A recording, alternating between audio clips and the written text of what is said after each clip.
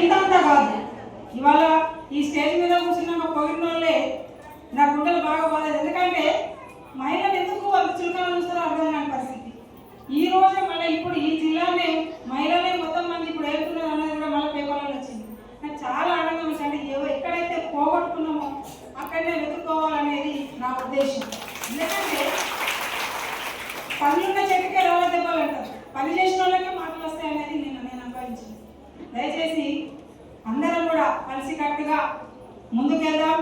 ఎన్ని రిజర్వేషన్లు వచ్చినా ఎంతమంది సర్పంచ్లు తెలిసినా మనమే ఒప్పందం గారు మనము డిసైడ్ చేసుకోవాలి. ఎదుటోళ్ళ మీద ఆధారపడద్దు, మనం ముందుకు రావాలి. మహిళల్ని అనేది ఇంకా మహిళా శక్తి అనేది పెరగాలి.